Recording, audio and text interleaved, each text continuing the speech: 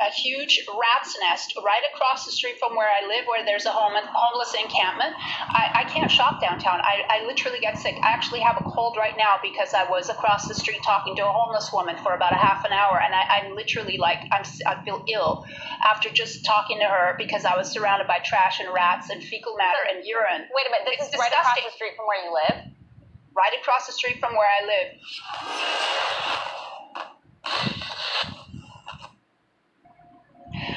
Hi, Stephanie. It's really good to be with you. Thank you for having us. Yeah, we have an official committee to recall the mayor of Los Angeles over these staggering homeless numbers.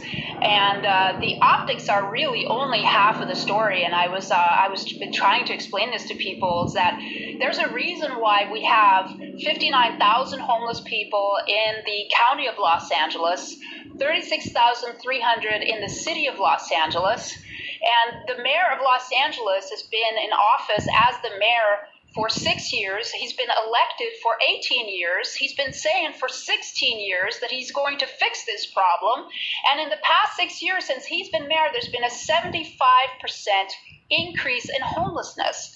Now, he ran for re-election for March 2017, and he was running on Measure Triple H, which was enacted by voters in November of 2016. Now, he campaigned for Measure Triple H, which was $1.2 billion in bond money to quote-unquote build housing and wraparound services, which bond money, the ballot argument against this measure, stated that you cannot use bond money for wraparound services. You can only use it for land and construction. I can't shop downtown. I literally get sick. I actually have a cold right now because I was across the street talking to a homeless woman for about a half an hour, and I'm literally like, I feel ill after just talking to her because I was surrounded by trash and rats and fecal matter and urine. Wait a minute, this is right across the street from where you live? Right across the street from where I live. Just 2 days ago, I was outside at night. I went to the grocery store. I went shopping in West Hollywood because I get sick when I shop downtown. So I went shopping in West Hollywood. I've been on the computer all day. My eyes were kind of fuzzy and dry, and I had my glasses on. I thought I had a floater in my eye when I was on the corner of Normandy and Pico. And I was like, wait a minute, floaters don't have tails. And so I was looking at it. It was like 20 rats running around in this park where the homeless dwell. And I was like, okay, this can't be right. I gotta get video of this. And I got out of my car, parked my car, got out of my car, and I took video. I scared him away for a minute. A homeless woman comes up to me. She says, there's a lot of rats around here. And I videoed the rats. I got four of them on camera. It's feces, and it's not just on Normandy and Pico. It's all over downtown LA. And, I read the criteria for what sanitation workers, why they have to wear those suits, why they have to wear the masks when they go out, when they're dealing with human waste.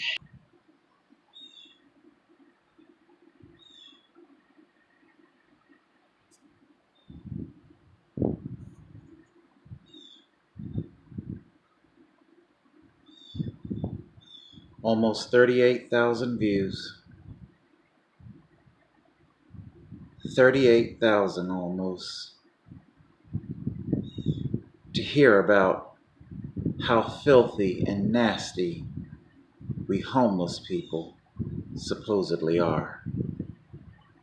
4-year-old Roy Elworthy allegedly told campers that if they didn't leave, he'd set their belongings on fire. Fire happened near Southeast 136th and Powell on August 15th. Portland Fire says the man wasn't inside the tent at the time. Today, all that's left are melted pieces of tents and burnt wood and other remnants from that fire. Security footage did catch what happened, and that's what helped lead fire investigators to Elworthy. Again, he's said to have made threats to the campers about burning their belongings. He's now charged with reckless burning. There's Elworthy right there. Instead of taking matters into your own hands, the city has a website called One Point of Contact that citizens and business owners can report a camp to. What they've done is they've kind of funneled that information through One Point of Contact so that they can find solutions, get information to people, get information to possibly even those campers that might be in their neighborhoods, and hopefully find a safe solution for everyone. Now, for the crime, Elworthy could face 364 days in jail. His next court appearance is next Wednesday. Back to you. All right, Devin Haskins live for us. Devin, thank you. Let's have a look.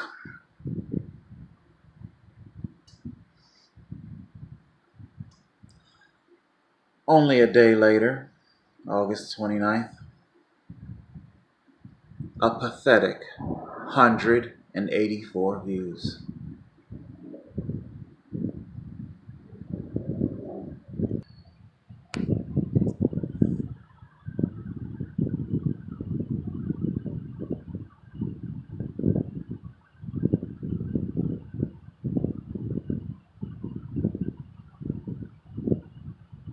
I don't understand.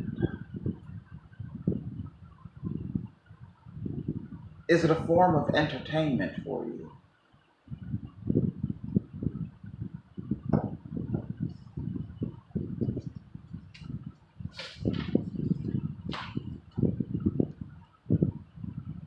I seriously doubt that arson and attempted murder video is going to suddenly jump 38,000 views just because it's one day younger than the Rat's Nest video.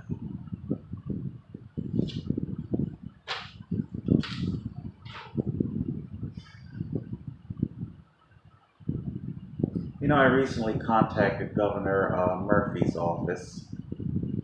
I wanted him to get a good understanding of my situation. I informed him of this channel. I don't know, hopefully he will find time to watch some of my videos, at least the ones that are, well, I think all my videos are important.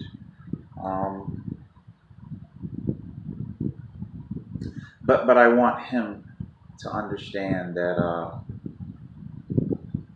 this is the cure for homelessness.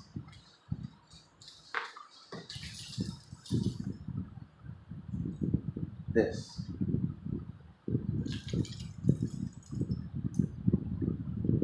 is the key. It's the key and it's the cure to homelessness. Now, I don't want to sell the nonprofit that helped me, Collaborative Supportive Services, short. They definitely helped a great deal.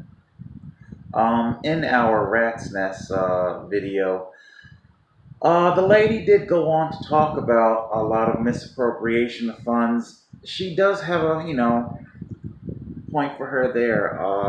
There's been fantastic amounts of money that has been allocated to combat homelessness, both under Democratic and Republican rule, okay?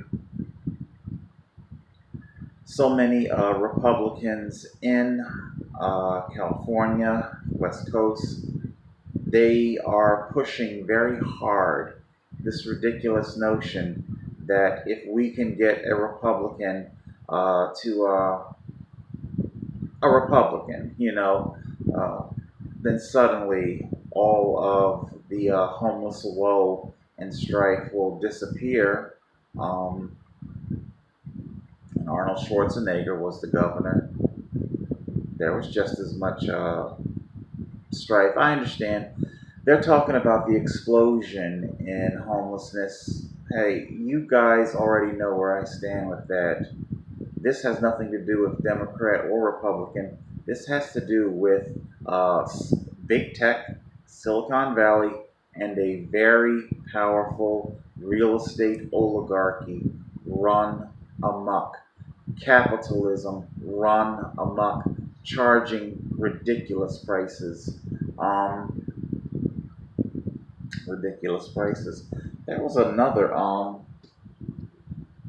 guy that I just came across, and what does he? Yeah,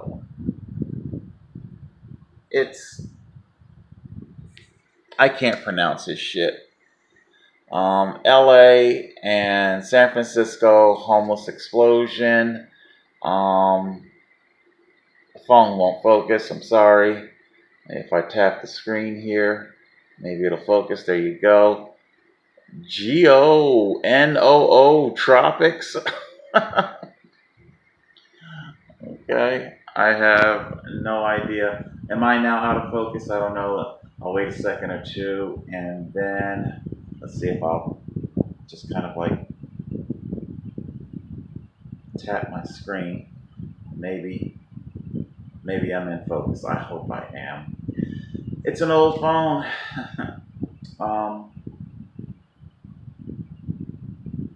But that guy, he went on to talk about some interesting stuff in that video. He's hoarded together with roommates.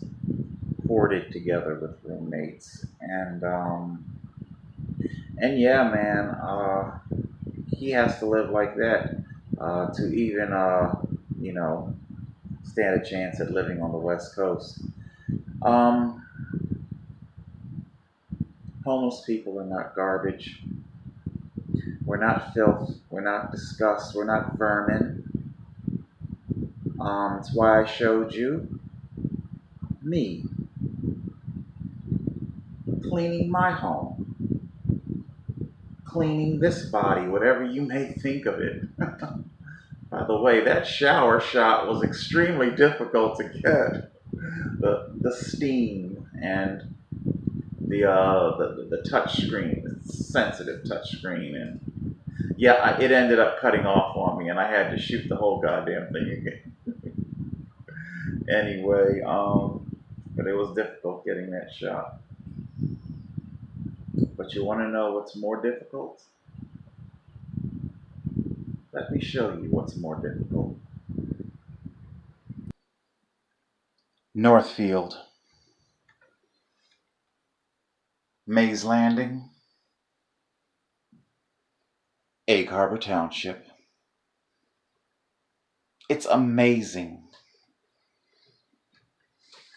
But in this one little tiny bathroom, it represents 3 cities. For me, even with a 24-hour gym membership, and God knows not every homeless person has one, for me to get a shower, it's a 3-city commute on my bicycle. When I gotta go to the bathroom, it's in my camp in Mays Landing, when it was. To get the laundry done, that's a commute to Egg Harbor Township.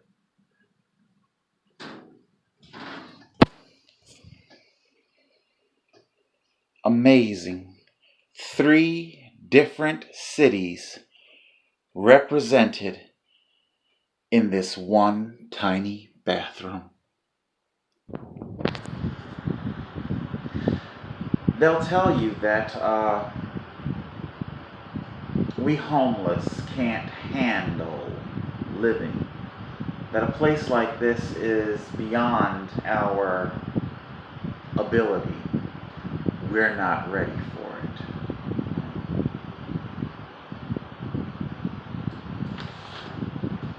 it. Electric bill. What is it that I'm not ready for?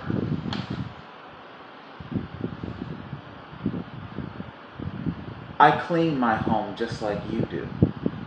Would every single homeless person be so fastidious? Did I use that word right? Would every single homeless person be as diligent of keeping up with their personal hygiene, as well as the upkeep of the home, the apartment, or the home unit in which they're dwelling? Statistically speaking, no. I suppose not. But then again, I suppose you could always hop over to, what was it? Is it A&E or TLC? Whatever channel. It's been ages since I've had cable TV. But whatever channel Hoarders is airing on, we see that you middle class, there's no shortage of you people living in filth. Rat's nest. So it's got nothing to do with the label homeless. The label homeless becomes a moot topic. Okay? Dare I say, because I don't want to pass judgment on the hoarding community, but at least the homeless have an excuse. they don't have bathrooms, showers, laundromats. Located in one single room or strewn across multiple cities. We all have to go. We're all human beings. If you don't shower, you will stink.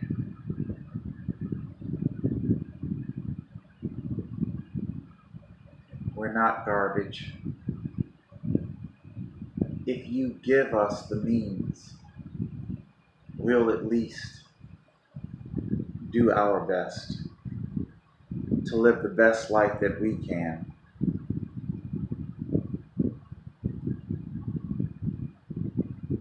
I'm sitting here and I'm thinking now about the demographic of the homeless community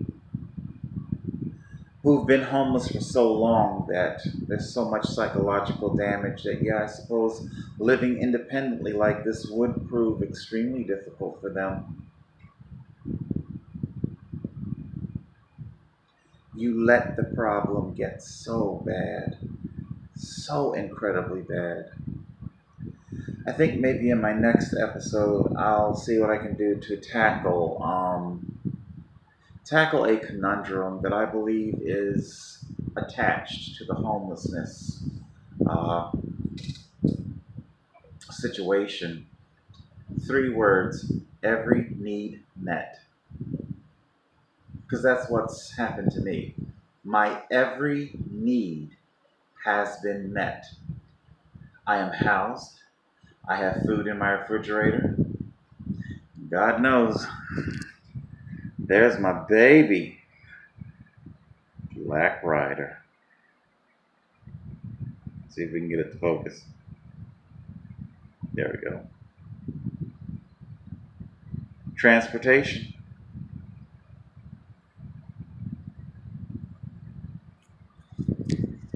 Every need met. What if this were done abroad for everybody?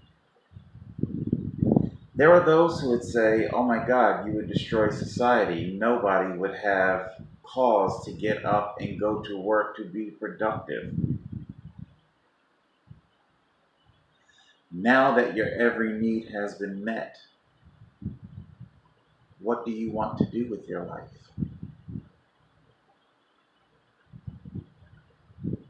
I'll talk about it in the next episode because there's just too much to talk about now. But I truly do believe that people want to do more with their life. I'll just mention him really fast because I got a strange feeling he watches the channel. Eric Heights, Fat Guy Across America. I won't dive into his finances because the guy ended up crowdfunding like over $30,000. I think he still gets donations from whomever. His every need was met. Nevertheless, whether you agree or disagree with his cause or how he went about it, the one thing that kind of stuck out to me was that this man, he wasn't content where he was at.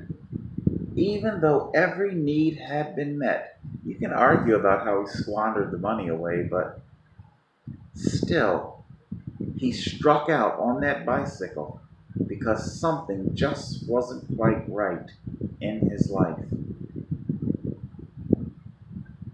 What about Mount Everest? A mountain that is strewn with frozen dead bodies from people of all walks of life. People literally paid tens of thousands of dollars for the privilege to die on that mountain. Why do it? Something was driving them to do more, to be more in life. The wealth that they had apparently wasn't enough. That's why I honestly believe that were every person to be housed, I don't think society would grind to a halt. I hope I'm communicating that to you. I don't want to stay in this house. something is telling me to get out there and to do something.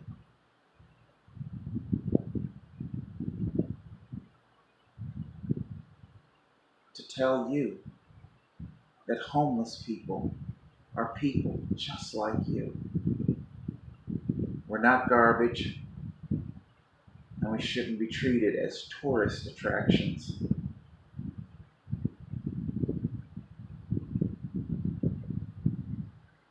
That was arson and attempted murder, not reckless burning. Facing up to 364, one day shy of going to a prison.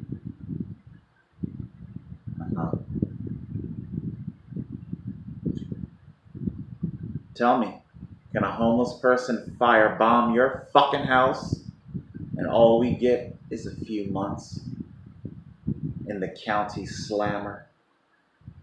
Yeah. Something tells me if that were the case, the video would have garnered tens of thousands of views, quite possibly even millions.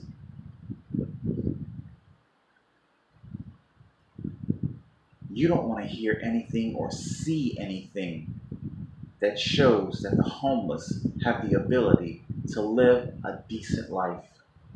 And you can rest assured that's definitely going to be my battle cry as this channel pushes forward. That's it for now, guys. Total Control 871.